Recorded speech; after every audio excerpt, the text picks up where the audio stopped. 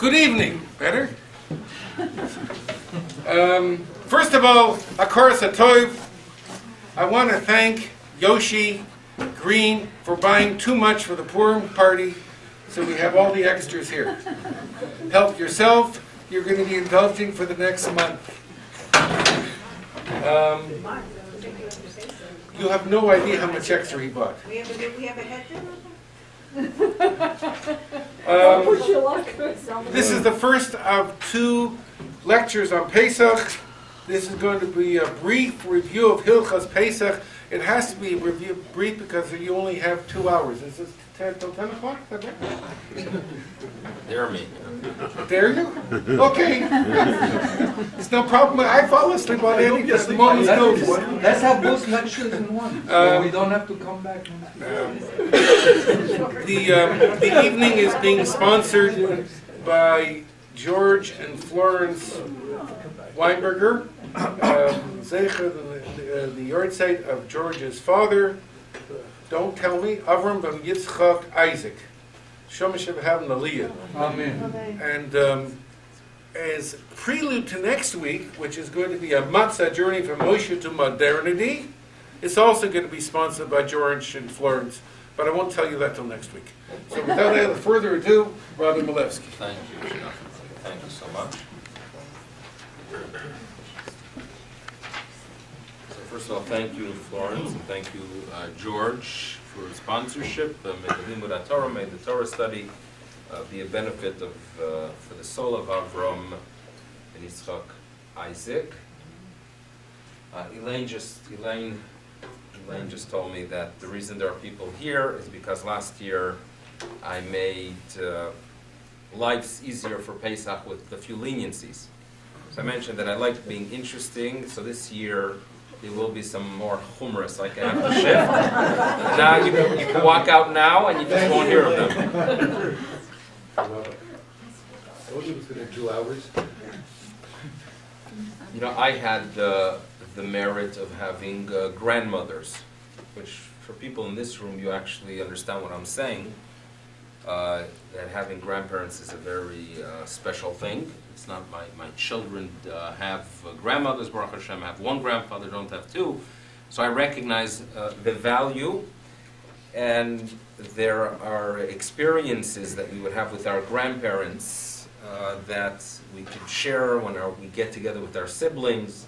We relive experiences. We could fall on the floor from laughter, revisiting things 35 years later.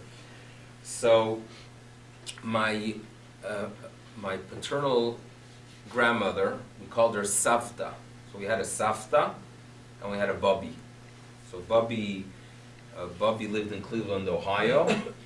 Savta, from the time of my birth and on, lived in Yerushalayim. Savta Milevsky, she lived in Lithuania until 37, lived for 33 years in Montevideo, Uruguay, and then made Aliyah in 1970. She reached Israel when she was in her late 60s, which in those days was actually old. And it's not a joke, it's true. That if you look at people, and you probably relate to it well, as we remember as a kid, someone that's in their 70 years old, you think of, oh, they're Baruch Hashem, they're still young. That's a reality. Did I play it safe? Did I get it? I practiced. The only part I'm sure I practiced was this. I passed, you say. Thank you. Now, so when Savta took tremendous pride in her Hebrew. In other words, she studied Hebrew in Lithuania. Did not practice too much, as far as I understand, in Uruguay. But in Eretz Yisrael, when she arrived, she would only speak Hebrew. As kids, we would want to speak to her in Yiddish a little bit, but ani rak medaberet ivrit, and it was quite impressive. Her Hebrew was impressive, but topics for conversation were always a challenge. In other words, we would visit often, but you would have to think beforehand, what can we discuss with her? What can she relate to? Right? She didn't like talking about the past. What can we find that is interesting? What perhaps can she complain about? We would do a little bit of research, mental research beforehand, but we knew very well that from the beginning of the Hebrew month of Shvat, we had a topic of conversation. And it would always start with Safta Manishma, and Tagidi Safta, Oi, Erev Pesach, we would say. And Safta would say, yeah, oi, Erev Pesach. And we would always play that game. We already knew 2 months, 2.5 months before Pesach, we could start going through the Oi, Erev Pesach routine. And till today, when we call, I call my mother or we speak to our siblings, we always will mention the fact that it's Oi, Erev Pesach. Now, what's wrong with that story? Why should the holiday of our redemption have the same ois as a Tisha B'Av? Think about it. Oi Tisha B'Av makes sense. But oi Erev Pesach, what happened? How did that occur? How do we avoid it? Now, I am a big believer in tradition. I'm very, very, believe it or not, I'm very, very conservative, small c. I'm very, very, very conservative with things. And I believe in tradition. And I believe that Judaism must have a framework to protect you and give you the ability to preserve that which you value. There must be a framework. You cannot go ahead and create your own your own guidelines for what defines Judaism, because the next generation will do it, and by the third generation, what will be left of Judaism?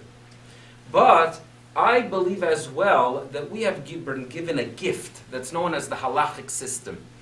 And people who study the halachic system know very well that they can move with that frame, they can move it, adjust it a little bit within the halachic system, and therefore preserve Judaism. Because if Judaism will be, and if all we teach our children is that there's a holiday that's known as Oi Erev Pesach, how much enthusiasm are they going to have about the holiday? Right? What about those that can't afford the hotel? What is going to be their view of Pesach? Is it helpful for Judaism? Are we going to preserve it for our great-grandchildren? I don't know. But if we go ahead and, yes, value tradition and analyze how the Oy developed, but on the other hand, reassess the text, reassess the great thinkers of Jewish tradition, perhaps we could go ahead and remove some ois. Okay? And that's goal number one. Remove the ois. And you know how you remove the ois? It starts with the study of Mishnah. Mishnah. The first text of the oral tradition tells us that you should know any location where chametz is not brought into, you don't have to check. And I'll say it in Hebrew to prove to you that it's from the Mishnah. Kol makom she'ein machnisim bo chametz ein sarich bdika. Period. In other words, if you have a home and you have control over children and grandchildren and husband, and you know that, forget it. And you know that there are areas where you do not bring chametz. You don't have to check them, period. Okay, that's rule number one in the Mishnah.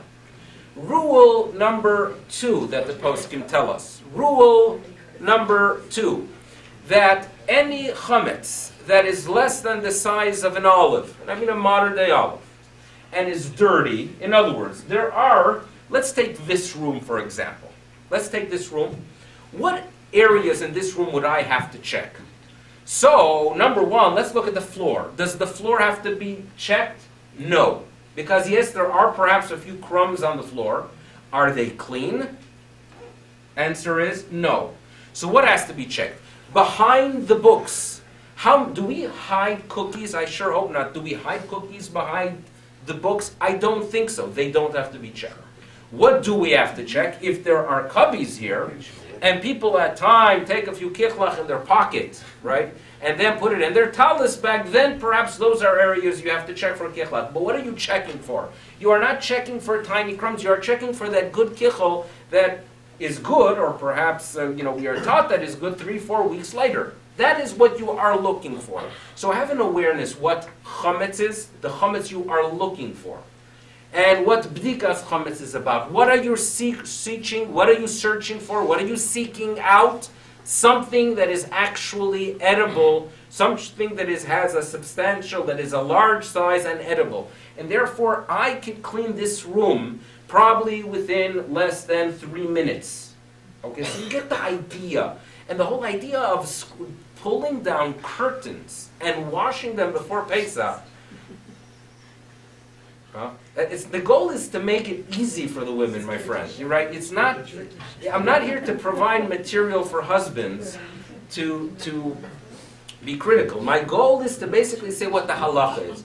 If someone likes spring cleaning and they feel that it's the spirit of the holiday, fine. But God forbid for those that it destroys the essence of us of a time of happiness. You got to go ahead, and we have the responsibility of purging such way of thinking. It is not helpful to Judaism when there's a belief that Pesach means to scrub a bathtub. It's absurd. It is absurd. When Pesach means that you have to go ahead and remove dust. Dust is not chametz. These are important messages. It's not just cute and it sounds right. It is to protect Judaism, because we have to have a positive attitude if we want the next generation to value Judaism. So this is a piece of information number one. And the goal is, let's protect what we consider valuable. Now, number two. Some of us grew up on stories of great people. For example, as a teenager, I grew up reading stories of people like the Steipler Gaon, a great rabbi of Bnei Brak, that on the eve of the 14th, meaning 24 hours before the Seder, when he would come home and light his candle to begin the process of b'dikas chametz, he would actually check the whole house. And he would get on his knees and he would check behind every bookshelf. He would actually check everything, and it would take him hours upon hours to do b'dikas chametz. Inspiring story, because the story shows me how committed he was, and it inspires me to realize that there is indeed a very significant tradition we have preserved by these great people. Now, let's say I decide that I want to do the same, but I'm not cut out for it. In other words, I'm not on that level that for 6 hours straight I can clean, and after 25 minutes I get agitated.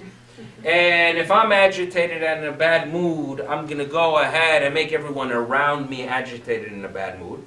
And I create a fight at home, because if I'm in a bad mood, I'm going to be critical of everyone around me. And the result is that we have a very upset environment because I want to be the Steipler Gaon. Okay? Now, then, in such a situation, what I am doing is taking a story that is supposed to inspire me to make me a better Jew, and is actually making me not such a better Jew.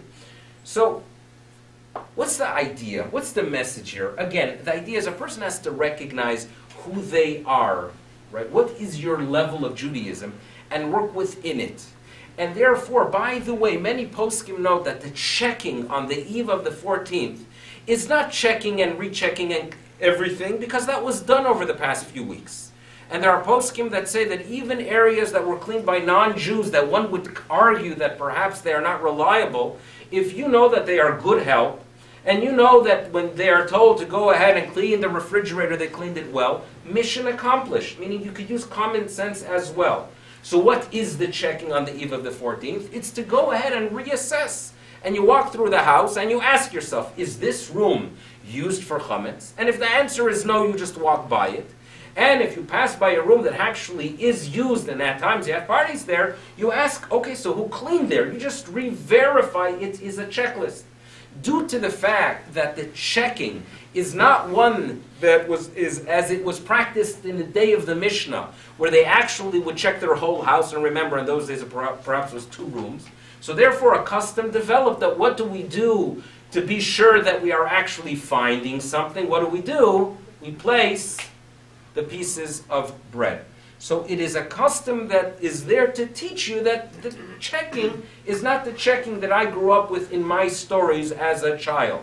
Now, a good piece of information is that when you place, if you have that tradition of placing 10 pieces of bread throughout the house before Dikas Chametz, be sure they are small. Be sure they are smaller than an olive. Because if, let's say, and there are stories like that, that people put out 10 and they find 9, and then they go mishuga that they can't find number 10. So if it is less than an olive, you don't have to worry about it because you nullify the chametz. You make a declaration that any chametz in your property is considered like the dust of the earth. That declaration can take care of a piece of chametz that is less than the size of an olive. So just keep that information in mind. Now, we have to remember that there are two areas when we approach Pesach. There's an area of eating chametz which we avoid, and number two, there's an area known as ownership. We are not to own chametz on Pesach. Okay, two things to take into consideration, and there are differences between the two. So let's start with ownership. We are not supposed to own chametz. How do you get rid of chametz? So there are options that are given.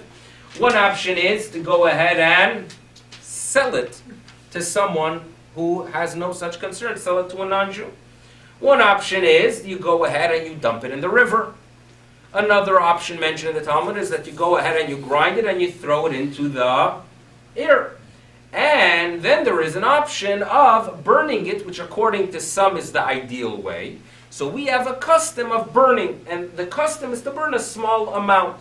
And if you are, for example, traveling on the 14th, and you won't have the ability to burn it, so you don't have to burn it, you could flush it down the toilet. In other words, if you do a b'dikas chametz and you have 10 pieces, and the next day you're traveling, you could flush it down the toilet. This is something to keep in mind. Now, getting rid of chametz, I have some incredible memories of Erev Pesach on a Shabbos, where we had a meal and we ate bread at the meal. It was early in the morning on a Shabbos. This is in Israel. I was 11 years old. And then after the meal, we had some bread left over.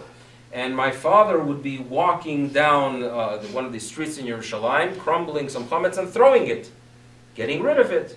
Some of the chametz landed on top of a bus terminal, a bus station, like, you know, those tachanot that they have, a bus shelter.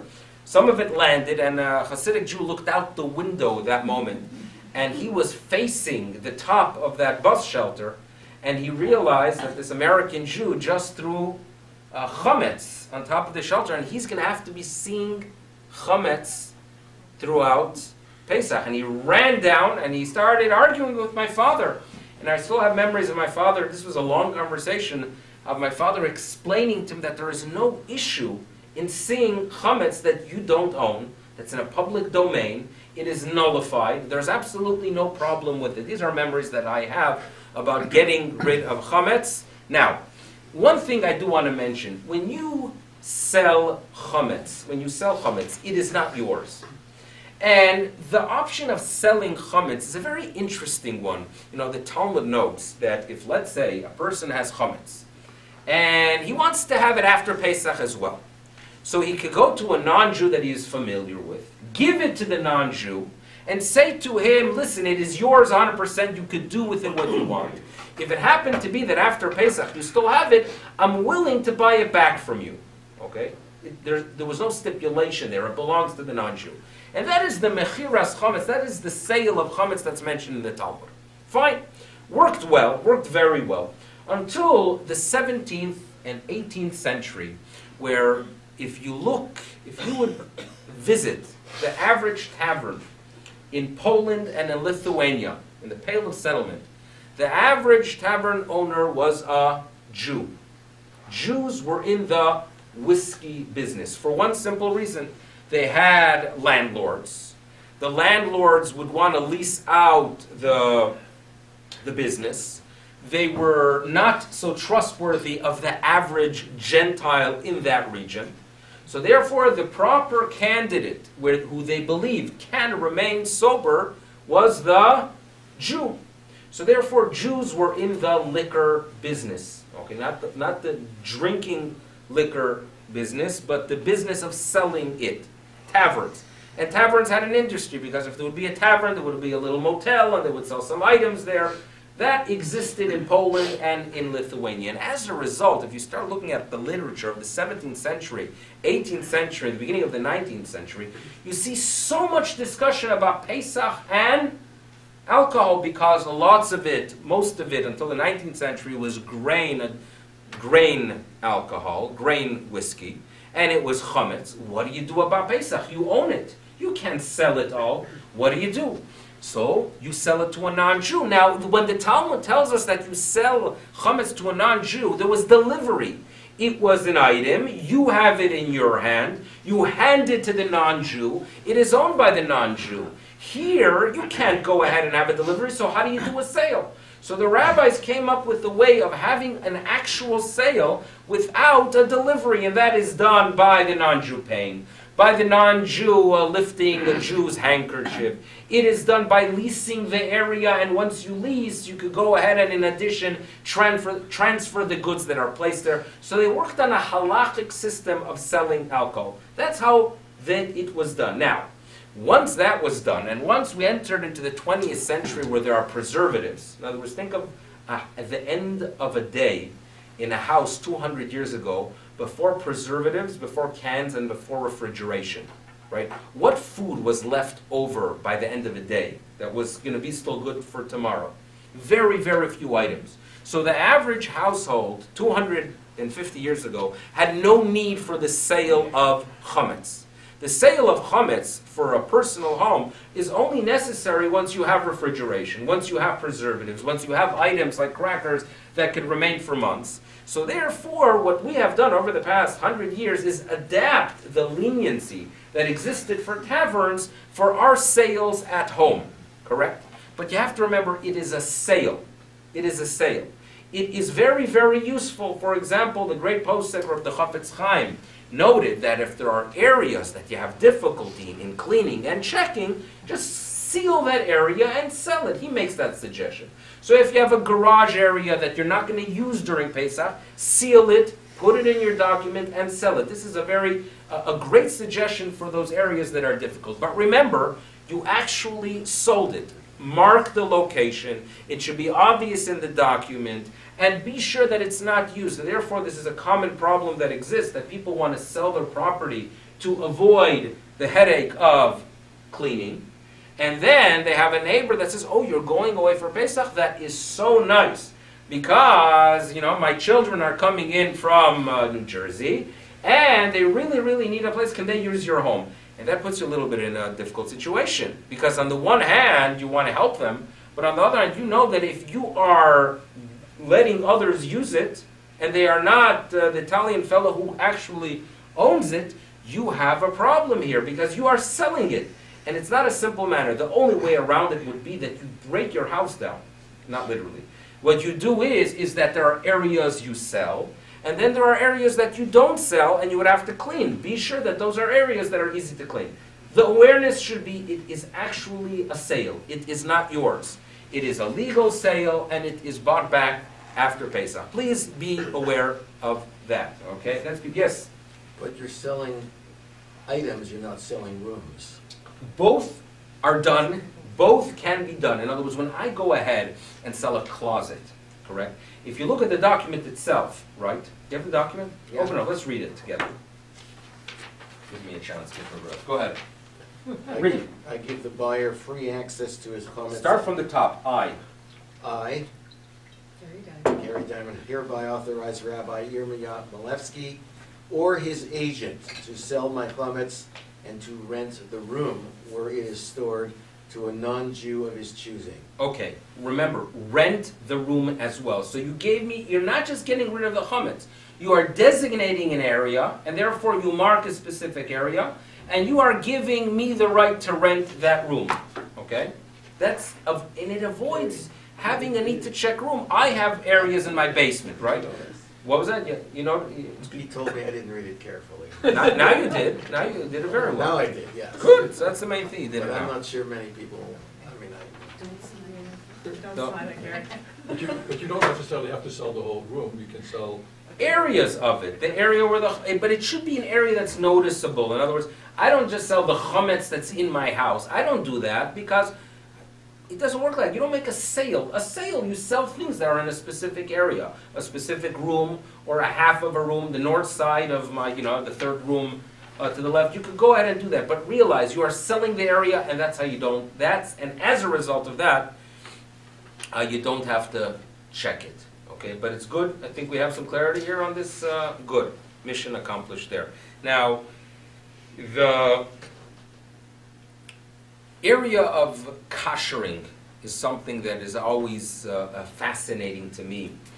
And that is, I mentioned here that the fact that we sometimes take rabbinic statements, but we don't place them in their historical context. And as a result, we misunderstand what the rabbis really want. For example, the great poskim of 200 years ago talk about a table. They talk about the fact that when you have a table and you want to use it for Pesach, it's so difficult to clean between the cracks. So therefore, what you should do is pour boiling water over it and cover it as well. Fine. So someone would read that text and then come home and look at their Formica table or any other table and say, okay, I just read in the text that you're supposed to pour boiling water and in addition, cover it. Now that doesn't really make sense, because if you cover it, you don't have to pour boiling water. If you pour boiling water, you koshered it and you don't have to cover it. Why is the halachic system presented that way? Why is the halacha presented that way? And then, if you go to the Museum of Tables of 300 years ago, or if you lived in Chile, and I saw tables there that are basically planks of wood that are stuck together, and there are cracks and holes and crevices. And when you look at that table, and you think of the fact that in those days they weren't eating with plates, and they weren't eating with tablecloths, and with placemats. The food was on the table. They wouldn't clean it afterwards. Of course there was food between the cracks. So to clean that, you need to pour and you need to cover. This table and Windex changes realities. So yes, then there was a requirement to kosher by pouring boiling water. Today the requirement, if I would write that to halacha, is you have to spray some Windex, wipe it, and then, if you plan to put actual food on it, cover it. If you are only planning to use it for plates and placemats and a tablecloth, that is good enough. So there has to be an awareness of reality before you go ahead and deal with the halacha. That's something that's very important. Know the reality of the past. There's someone in Israel that opened up some kind of museum for equipment from the European era. In other words, that he tried to find old items that were used in the shtetl, and he put it together, somewhere I think in Israel, and he has tours there that people should see how they lived in the past. The reason I want to take a tour is because I believe that my halacha will become clear to me, because I will see the realities then. Now with that example, I'll move on to another area. We have at home a stovetop that has a flat surface. It's a flat surface. It's very easy to clean. With kids, it's very easy to make dirty on learning. But they say it's very, very easy to clean as well. So the question is, how do you kosher it for Pesach? So if you're going to open up these books, or you're going to go ahead and look online, they're going to tell you how it's impossible to kosher, and it's something that you have to go ahead and create this elevation. And all of it is due to the fact that in the 15th century, there was a great rabbi, the Maharil. And the Maharil talks about a chatzuva. Chatzuva. And he says that a chatzuva, if you want to kosher it for Pesach, you need a libun. You got to burn out the chametz. Libun means that you create a fire and you burn it out.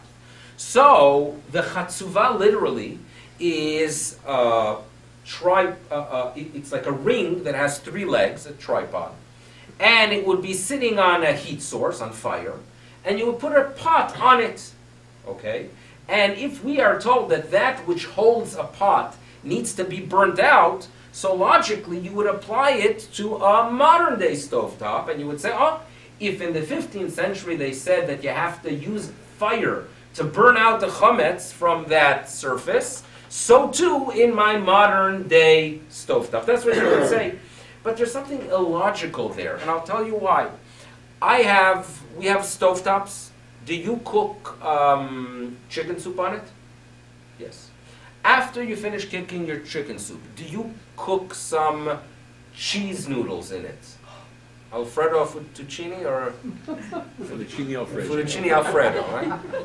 Fettuccine Alfredo. Do you cook fettuccine Alfredo after that? Yes. Why is it, if there's an issue of kashrut, How can you use it first for fleishiks and then for milchiks? How do you do that? Obviously, there's no concern because the heat burns out anything that's on it. And obviously, if the heat burns it out, there's no transfer there. So why suddenly for Pesach do we become extremely concerned? You know, by the way, the name that the 18th century authorities call the chatzuvah is a dreifus. You know the name dreifus? 3 legs, right? It has dry fist. That's what they called it, right? I call this the Dreyfus affair. In other words, why is there a big to-do about this chatzuvah? So one of the commentators, early 19th century, Rabbeinu Akiva Eger, tells us you should know that in those days there were people that put bread on it. In other words, he presents a reality, and the reality, understanding the reality of the past, gives us the ability to go ahead and understand why a statement was made. And then when I approach a modern day flat top, I say that all you got to do is clean it. If you want to be machmer, pour a little bit of boiling water.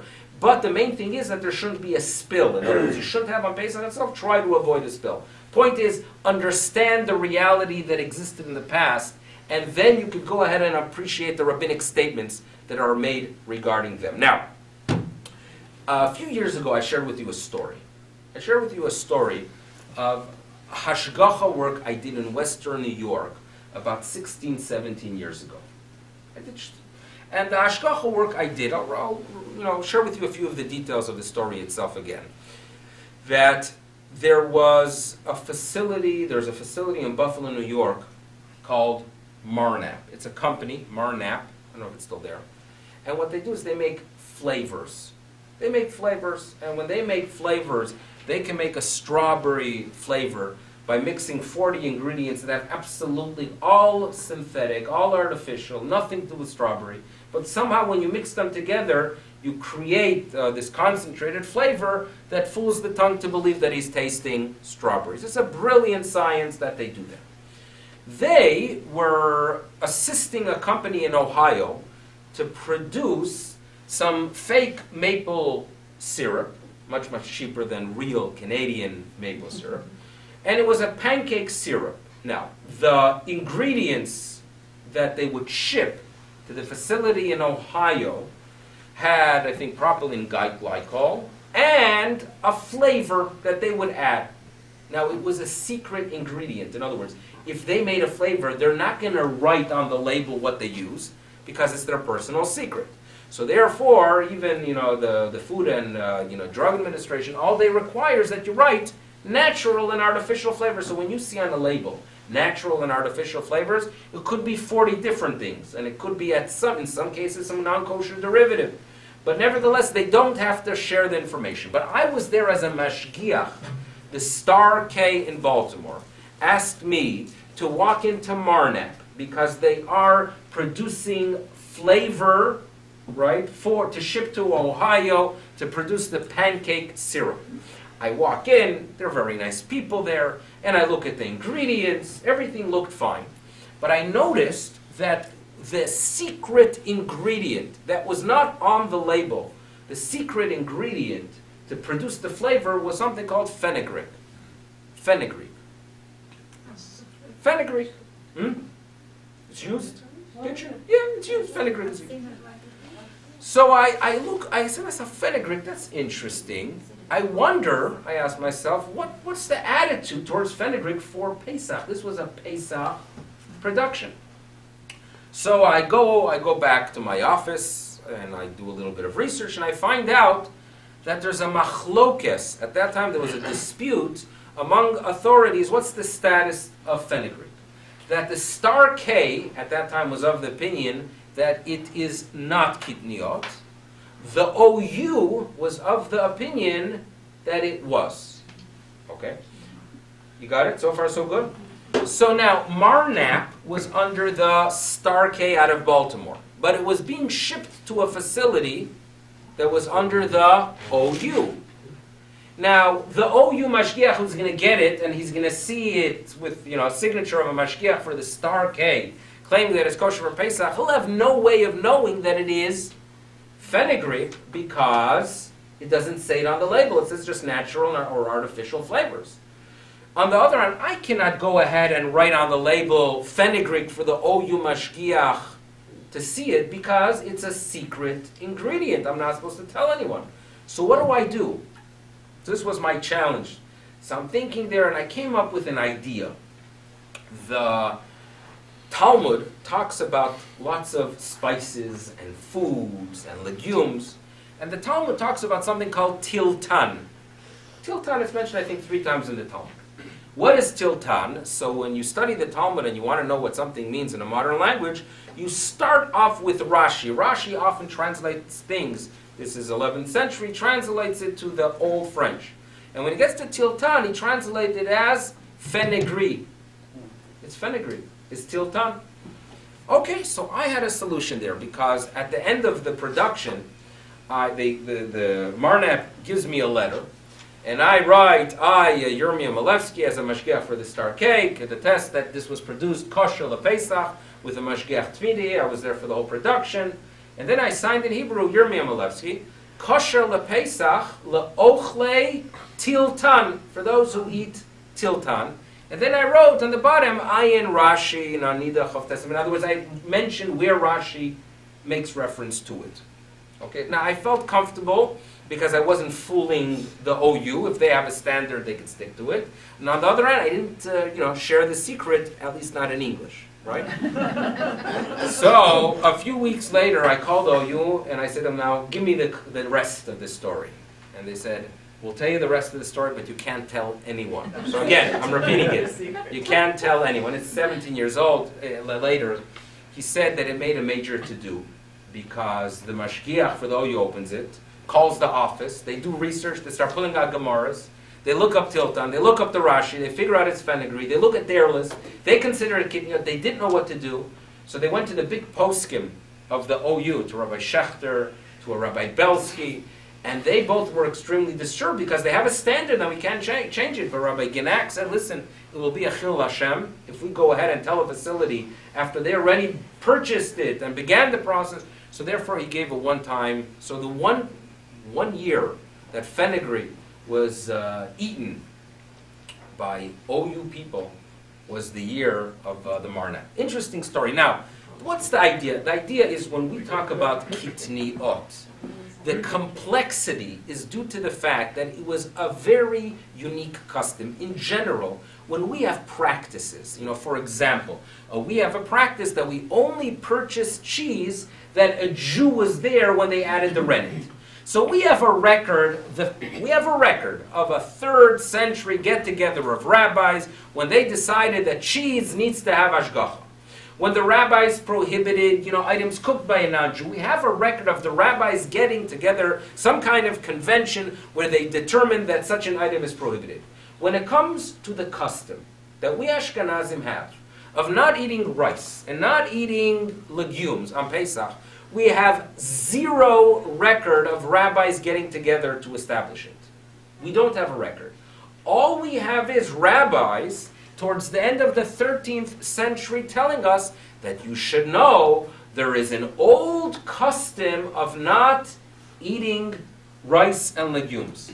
But they don't give us the information of when it came about or why even. They're just giving us some pieces of evidence, and we try to search for the real reason, right? It's like searching for a Malaysian plane, that all you get is bits and pieces, but you don't know where the whole thing is. We have the same challenge here. We don't know where it comes from. And as a result, different schools develop. And as a result, we even have, in the 21st century, shifts. The idea about quinoa. Right, quinoa. What is quinoa? Quinoa obviously was not included in the decree that was made in the 13th century because the rabbis in northern France never visited Chile. Right? It's a nice place to visit. They never made it to Chile. And since they never made it to Chile and Bolivia, so therefore they never saw quinoa. If they never saw quinoa, it's obviously not included in the decree. So why were there those that nevertheless believed that quinoa is considered kitniot?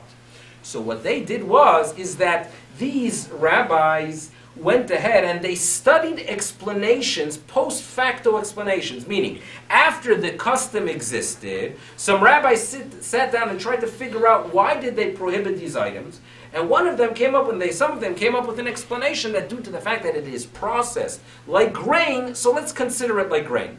So they took a reason, but it's a reason that postdates the actual decree, and then they go ahead and link it to something that's modern. Extremely problematic. So what we do, and my custom is, and I think the custom should be, to follow what Rav Moshe Feinstein suggests.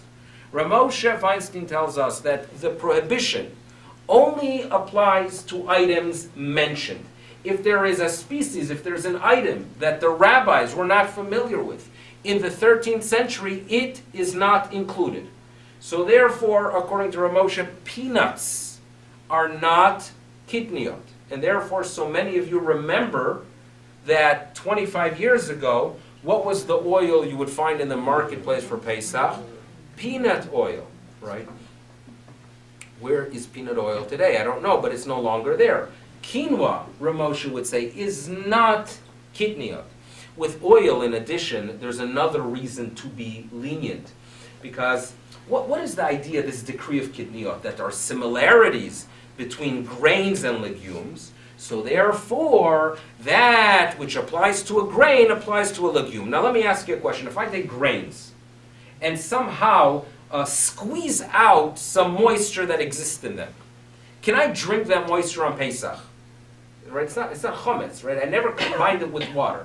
Some natural oils that exist in grains. If I could somehow extract them from the grain, obviously that would be permissible.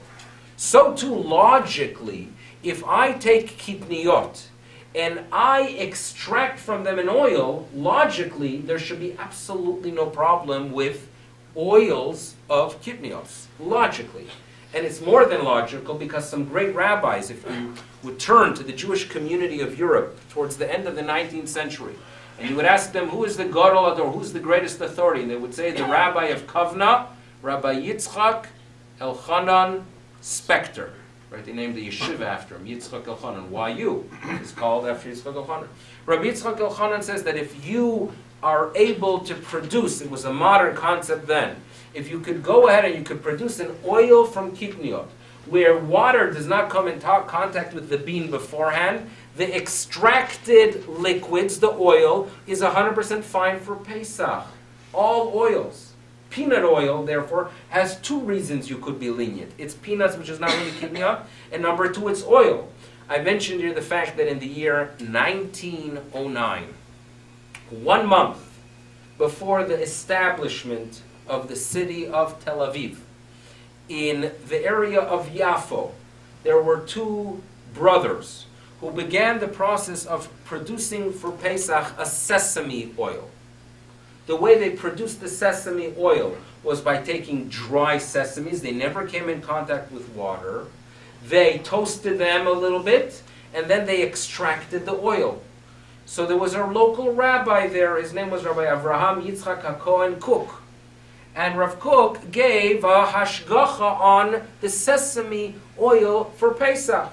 And he said that there's absolutely no problem with it. If grains would be used the same way, they would be fine. How much more so kitniot?